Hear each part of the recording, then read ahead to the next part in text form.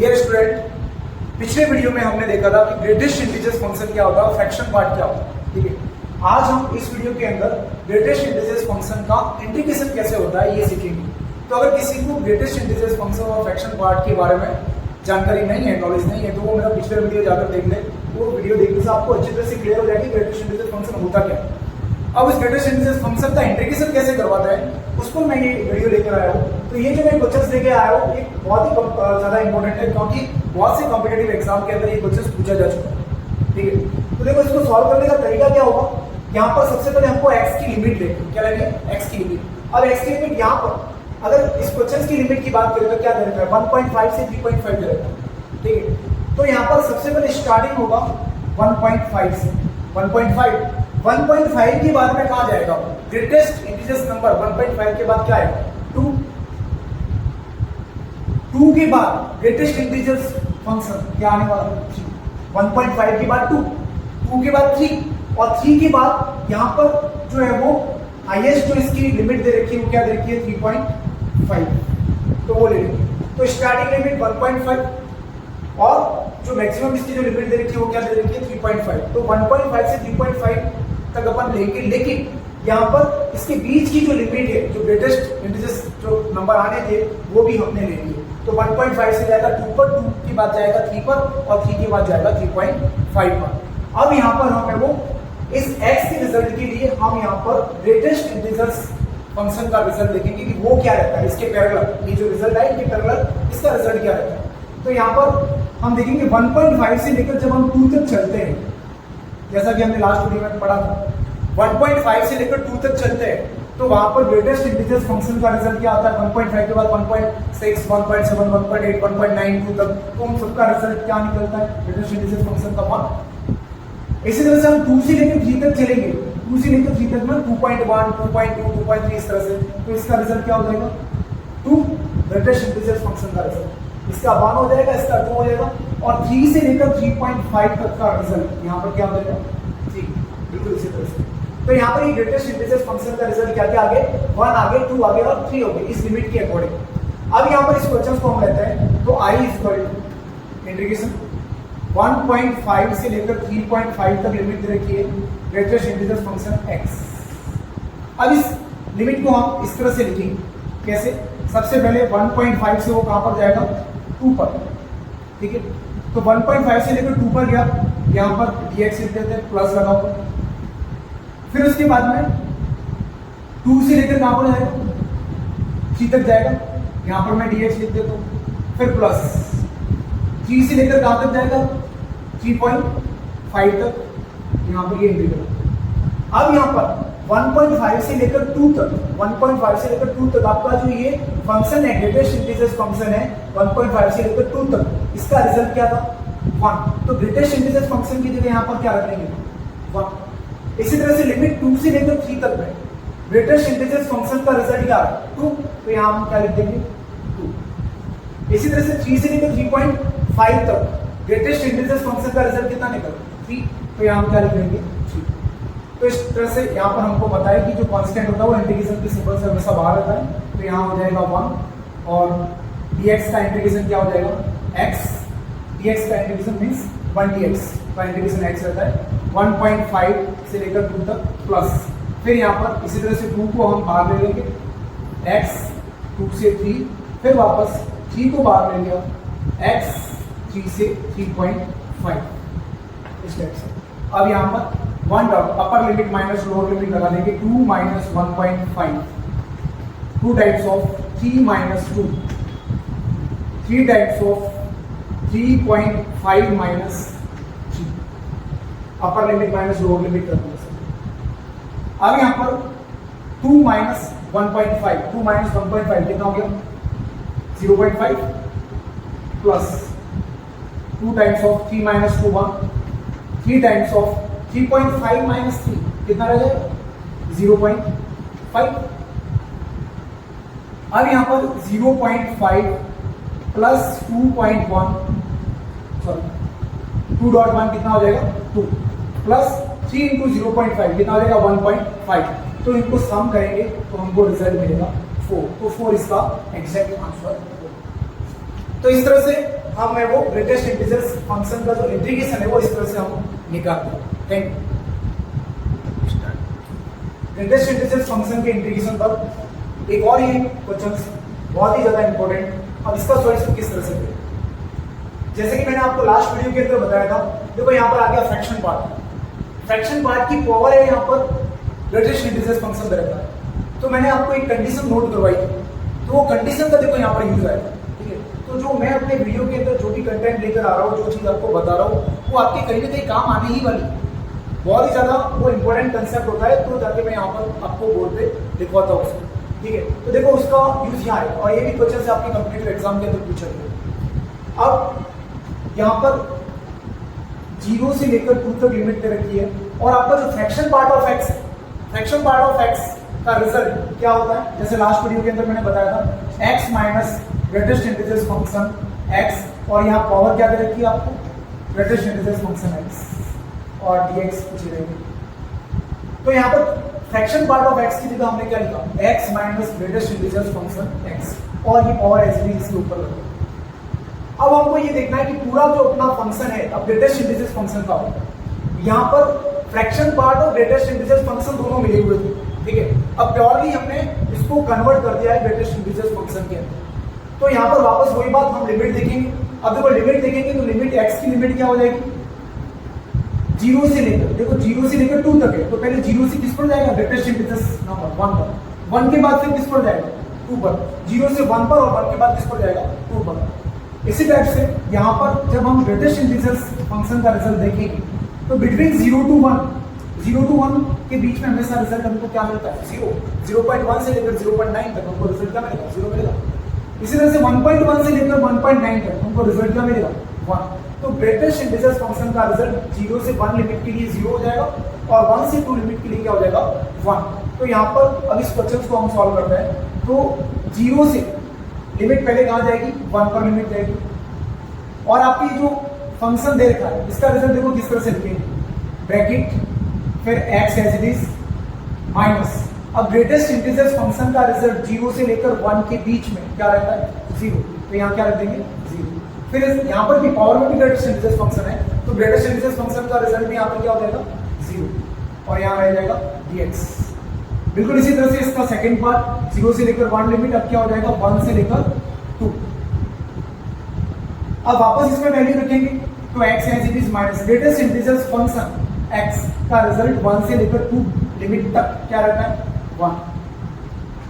1 से लेकर 2 लिमिट तक क्या रहता है, 1। और जो ऊपर पावर है, पावर की जगह भी हम क्या लिख देंगे, 1, ग्रेटेस्ट इंटीजर्स फंक्शन है तो उसकी जगह हम 1 लिख देंगे, और यहाँ पर क्या रखेंगे, dx एज इट इज। अब इसका इंटीग्रेशन हम इजीली करवा सकते हैं। सबसे पहले एक बार इसको सॉल्व कर देंगे। देखो x माइनस 0 x हो जाएगा, और x के ऊपर पावर क्या है, 0, तो किसी के भी ऊपर 0 पावर रहती है उसका रिजल्ट हमेशा क्या रहता है, 1 प्लस 1 से लेकर 2, और यहाँ पर x माइनस 1 होल पावर 1, तो x minus 1 as it is रहेगा। अब इसका इंटीग्रेशन करवाएंगे, x पावर 0 1 ही रहेगा, बाहर निकाल देंगे इसको इंटीग्रेशन के सिंबल से, फिर dx इंटीग्रेशन हो जाएगा x, लिमिट आपकी 0 से 1 है ये। फिर उसी तरह से यहाँ पर x का इंटीग्रेशन क्या होता है, x square upon 2, x power 1 का इंटीग्रेशन क्या होता है, फॉर्मूला आपने पढ़ा हुआ है, x power n dx, x power n plus 1 upon n plus 1 plus constant, ये फॉर्मूला रहता है। तो यहाँ पर x पावर कितनी है, 1, तो x पावर 1 का क्या होगा, 1 plus 1 upon 1 plus 1, x square upon 2 value हो जाएगा, और यहाँ पर 1 का वही dx का इंटीग्रेशन यहाँ पर रह जाएगा 1 का x, और लिमिट 1 से 2। अब यहाँ पर लिमिट अप्लाई करेंगे, तो upper limit 1 minus lower limit 0 plus upper limit 2 का स्क्वायर क्या देगा, 4/2 माइनस 2। यहाँ पर सबसे पहले अपर लिमिट 2 पुट की, यहाँ और यहाँ पर। अब upper limit minus lower limit हमको पुट करनी है 1, ठीक है। तो यहाँ पर मैं ब्रैकेट लगाऊंगा बिकॉज आगे नेगेटिव है, ताकि अंदर की सिंबल है वो चेंज हो जाएंगे। तो बहुत बार क्या होता है, हम इस तरह से जल्दबाजी में जब सॉल्व करते तो क्वेश्चन हमारी जो है वो कैलकुलेशन है वो कहीं ना कहीं है वो गलत हो जाती है। तो आपको हमेशा ध्यान रखना है कि जब कभी आगे नेगेटिव सिंबल आ जाए तो ब्रैकेट लगाकर सॉल्व करना, ताकि जब इसको हम बोलेंगे तो सिंबल आपके उसके अकॉर्डिंग आएंगे। तो यहाँ पर लोअर लिमिट 1 पुट करेंगे तो क्या हो जाएगा, 1/2 माइनस 1, x स्क्वायर और x की जगह 1 पुट कर दिया, ठीक है। तो 1/2 माइनस 1 होगा, अब यहाँ पर 1 प्लस 2 माइनस 2, अब इसको एक्सपोनेंट कर देंगे, देखो हाफ माइनस हाफ और बाहर नेगेटिव सिंबल है, माइनस माइनस प्लस हाफ, 2 से 2 कैंसिल हो जाएगा, तो अपने पास रिजल्ट क्या मिला 1 plus half is equal to 3.2। तो इसका रिजल्ट रहेगा 3.2, ऑप्शन सी रहेगा। Thank you. इस क्वेश्चन के अंदर ग्रेटेस्ट इंटीजर फंक्शन के साथ लॉग देंगे, ठीक है, केवल ग्रेटेस्ट इंटीजर फंक्शन नहीं दे रखा, उसके साथ लॉग देंगे। तो इस टाइप के क्वेश्चन को कैसे सॉल्व करेंगे, तो यहाँ पर हमको पता है सबसे पहले हम x की लिमिट निकालते हैं हमेशा की जैसे, तो x की लिमिट क्या हो जाएगी 1 से सीधा किस पर जाएगा 2 पर, 2 से किस पर जाएगा 3 पर, और 3 से किस पर जाएगा 4 पर। लिमिट है 1 से 4, 1 से 2 पर, 2 से 3 पर, 3 से 4 पर। अब ग्रेटेस्ट इंटीजर्स फंक्शन x, इसका रिजल्ट हम देखेंगे। तो 1 से लेकर 2 के बीच में रिजल्ट क्या रहता है ग्रेटेस्ट इंटीजर्स फंक्शन का 1, 2 से लेकर 3 के बीच में 2, 3 से लेकर 4 के बीच में 3, इस टाइप से। तो अब इस क्वेश्चन को लेने पर यहाँ पर लिमिट 1 से 4 है, तो पहले लिखेंगे हम 1 से 2 और लॉग ग्रेटेस्ट इंटीजर्स फंक्शन का रिजल्ट 1 से 2 लिमिट के बीच में कितना होता है, यहाँ ग्रेटेस्ट इंटीजर्स फंक्शन x की जगह हम लिखेंगे 1। Clear, log as it is है, बट ग्रेटेस्ट इंटीजर्स फंक्शन का रिजल्ट 1 से लेकर 2 के बीच में कितना होता है 1, तो यहाँ पर क्लोज ब्रैकेट x की जगह हमने क्या लिख दिया 1 लिख दिया। फिर इसके बाद में इसी तरह से जब लिमिट हो जाएगी आपकी 2 से लेकर 3 तक, अब इसमें ग्रेटेस्ट इंटीजर्स फंक्शन का रिजल्ट कितना है 2। लिमिट जब हो जाएगी 3 से लेकर 4 तक, तब ग्रेटेस्ट इंटीजर्स फंक्शन का रिजल्ट कितना है 3। तो हमने यहाँ पर ग्रेटेस्ट इंटीजर्स फंक्शन का रिजल्ट पहले 1 रखा, फिर उसके बाद 2 रखा, फिर 3 रखा, लॉग तो है ही, उसके साथ में एज इट इज लेकर चलेंगे। अब यहाँ पर log 1, log 2 और log 3 कांस्टेंट है, ठीक है, और कांस्टेंट हमेशा इंटीग्रेशन के सिंबल से बाहर आ जाता है, तो log of 1 बाहर ले लेंगे हम, यहाँ पर 1 से 2 dx रहेगा, log of 2 भी बाहर ले लेंगे, 2 से 3 dx, log of 3 बाहर आ जाएगा, और 3 से 4 dx। अब यहाँ पर log of 1 dx का इंटीग्रेशन x 1 से 2, log of 2 x 2 से 3, फिर log of 3 x 3 से 4। हमको पता है log 1 हमेशा क्या रहता है 0, log 1 का रिजल्ट 0 है, तो यहाँ पर 0 से इसको मल्टीप्लाई करवाएंगे तो पूरा रिजल्ट क्या हो जाएगा 0।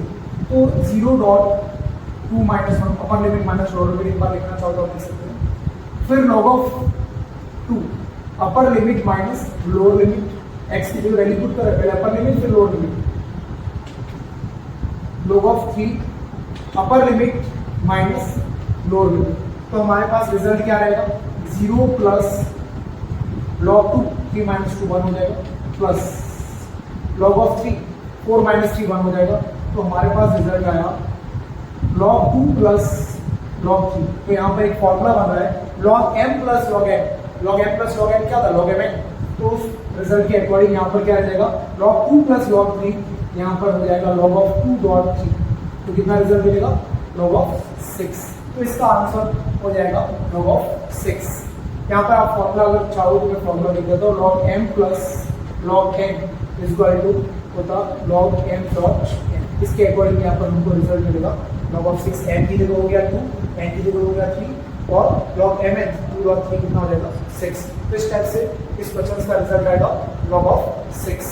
Thank you.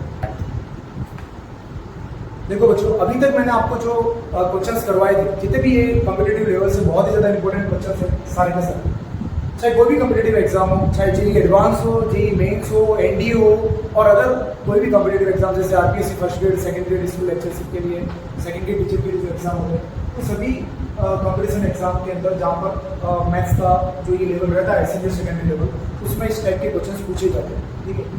तो अब ये जो मैंने क्वेश्चंस आपको सारे करवाए वो सारे लॉन्ग मेथड से करवाए। अगर इन क्वेश्चंस को हम शॉर्ट मेथड से करना चाहें तो शॉर्ट मेथड से हम किस तरह से कर सकते हैं, तो एक बार मैं ये भी आपको बता रहा हूँ। तो जितने मैंने क्वेश्चंस इस पे आपको लॉन्ग मेथड से करवाए वो सारे क्वेश्चंस आप शॉर्ट मेथड से भी कर सकते हैं, ठीक है। तो आपके पास दोनों मेथड होना चाहिए, दोनों मेथड से आप कर सकते हो। देखो शॉर्ट मेथड के अंदर हमको क्या करना है, जैसे सबसे पहले x की लिमिट वैसे इसी तरह से लिख देंगे।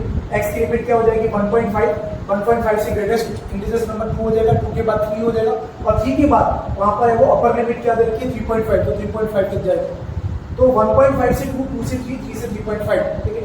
उसके पैरेलल यहाँ पर ग्रेटेस्ट इंटीजर्स फंक्शन 1.5 से लेकर 2 के बीच में क्या रहेगा 1, 2 से लेकर 3 के बीच में ग्रेटेस्ट इंटीजर्स फंक्शन क्या रहता है 2, और 3 से लेकर 3.5 के बीच में क्या हो गया 3। तो ये तो ग्रेटेस्ट इंटीजर्स फंक्शन के रिजल्ट आ गया, और ये रिजल्ट आ गया आपके लिमिट के साथ। अब हमको यहाँ पर क्या करना है, यहाँ पर इस लिमिट की डिफरेंस निकालना। जैसे 2 से लेकर जो बड़ा रिजल्ट होगा उसमें से छोटा रिजल्ट माइनस करना, 2 माइनस 1.5 करेंगे तो कितना मिलेगा हमको 0.5। इसी तरह से 3 माइनस 2 करेंगे तो कितना मिलेगा 1, 3.5 माइनस 3 करेंगे कितना मिलेगा 0.5। अब हमको क्या करना है, 0.5 को मल्टीप्लाई करवा देना 1 से, 1 को मल्टीप्लाई करवा देना है 2 से, और 0.5 को मल्टीप्लाई करवा देना है 3 से। तो देखो यहाँ पर जैसे इसका रिजल्ट जो मल्टीप्लाई करवाएंगे तो कितना हो जाएगा 0.5, 2 इंटू 1 कितना हो जाएगा 2, और 3 इंटू 0.5 कितना हो जाएगा 1.5। अब इन सबका हम सम निकालेंगे तो इसका जो सम है वो क्या आएगा 4। तो ये इसका answer short tips. Thank you.